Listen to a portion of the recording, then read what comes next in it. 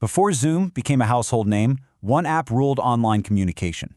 At its peak, Skype had hundreds of millions of users and seemed impossible to beat. Today, most people barely remember it. Good morning, guys, and welcome to Flop Files. Over 300 million connected users. Think about that for a second. That was Skype at its absolute peak. To put that massive number into perspective, if Skype's user base were a country, it would have been one of the largest on Earth. This wasn't just some neat little app we downloaded, it was literal global infrastructure. So, we're looking at a tech tragedy of monumental proportions here, a spectacular rise and an even more stunning fall. How does a platform with that much dominance simply vanish from our daily lives? Let's get into it.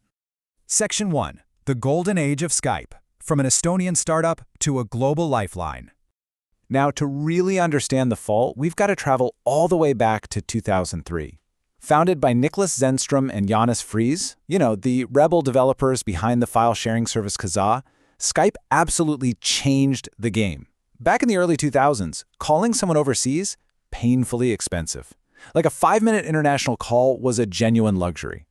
But Skype bypassed those massive telecom networks entirely. They used their radical peer-to-peer technology to offer free global internet voice calls. Free. They even added video calling in 2006. That's 4 whole years before Apple introduced FaceTime, just for the record. But what's really beautiful here is the human element, right? Skype became this affordable lifeline. Long-distance couples could actually have video dates. Immigrants could see their families across oceans without stressing over a massive phone bill. It became so deeply ingrained in our culture that to Skype was officially added to the Oxford Dictionary. By 2014, Skype wasn't just popular, it was downright terrifying the traditional telecommunications industry. Get this, they were handling an unbelievable 40% of the entire international telephone market. 4 out of every 10 international minutes were routed through Skype. They had achieved a level of dominance that made them look absolutely invincible. But here is where our explainer takes a major turn. Because with all that power, with all that unstoppable momentum, we have to ask the billion-dollar question, literally. Could an $8.5 billion giant really be toppled by a startup? Well, the answer lies in a massive corporate transaction that would alter the destiny of internet communication forever. Section 2. The $8.5 billion bet. Microsoft takes the wheel. In 2011, Microsoft swoops in and buys Skype for a staggering $8.5 billion. At the time, this was their largest acquisition ever. Their master plan? Take Skype's massive user base and weave it into everything. Windows, Xbox, Office, mobile phones, the whole shebang. On paper, it looked like the ultimate strategic masterstroke. Steve Ballmer, Microsoft's CEO back then, proudly proclaimed, "Skype is a phenomenal product and brand that is loved by hundreds of millions of people around the world." And honestly, he was right. But almost immediately, the corporate machinery started misfiring. Microsoft forced millions of their own Windows Live Messenger users to migrate over to Skype. They were basically trying to shove all their consumers into one bucket. They took a brand known specifically for seamless long-distance video calls and diluted it, trying to magically transform it into the default text chat, business tool, and gaming voice app all at once.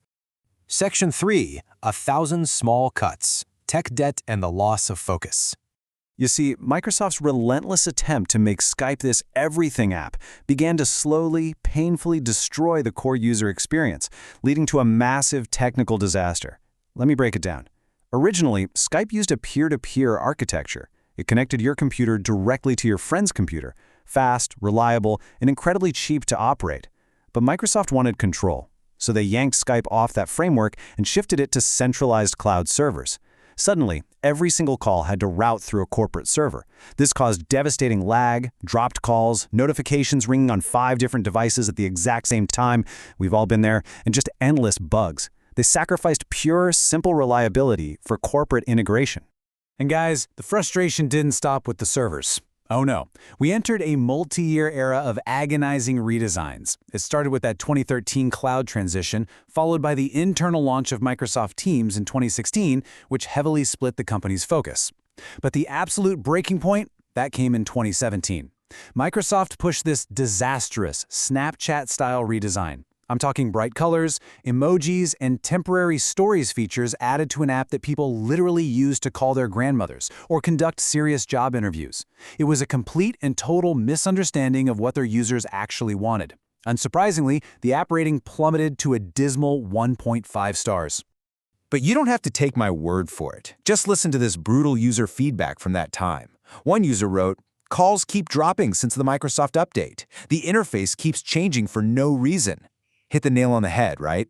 The crucial takeaway here is that Microsoft had completely lost sight of Skype's core value proposition: simple, reliable communication. Users weren't just annoyed, they were furious. Microsoft had the ultimate communication tool right in the palm of their hands. But were they about to make a fatal mistake? If you're enjoying this story, subscribe to Flop Files and share this explainer with a friend who remembers using Skype. Section 4. The Zoom Boom and Rivals: How Competitors Stole the Crown. As Skype became bloated and confusing, they completely missed the mobile revolution. They left the door wide open for lightweight, mobile-first apps. You can actually see this directly in the brand relevance tracking over the years. Skype completely flatlined. Meanwhile, competitors like WhatsApp, they skyrocketed. Think about it. Apple baked FaceTime right into the iPhone. WhatsApp made international mobile calling absolutely seamless. Discord came in and captured the massive gaming market. They all gave users exactly what they were begging for: simplicity, reliability, and mobile-first design. All while Skype was busy trying to figure out how to add Snapchat filters to corporate conference calls. And Zoom? Well, Zoom focused purely on making video calls incredibly easy. Section 5. The Final Hangup: The Pandemic Surge That Wasn't. Fast forward to March 2020, the global pandemic hits. Overnight, the entire planet is locked inside and desperate for video communication. This was Skype's exact original domain. It was the ultimate opportunity for a massive, heroic comeback. Yet, the contrast in numbers is just devastating. By April 2020, Skype managed to bump its daily users up to 40 million. But Zoom absolutely exploded to 300 million daily meeting participants. 300 million! Zoom won because they prioritized simplicity above all else. You just clicked a link, and boom, you were in. No fuss. Skype, on the other hand, was this cluttered everything app that required accounts, app downloads, and navigating a totally confusing interface. Ultimately, Zoom effectively stole Skype's status as a verb right out from under them. Internally, though, the battle was already over. Microsoft had essentially given up on Skype. They made a massive strategic pivot to push all their energy, both for corporate and everyday consumer users, into their shiny new focus: Microsoft Teams. Skype was actively being cannibalized by its own parent company, left to slowly wither on the vine while Teams got all the development resources and attention. And the resulting user bleed? Tragic. By 2023, Skype had dropped to just 36 million daily users. Years of technical debt, frustrating unasked-for redesigns, and dropped calls had finally taken their toll. The massive, world-dominating user base had walked away, and honestly, they were never coming back. And so, the inevitable finally happened.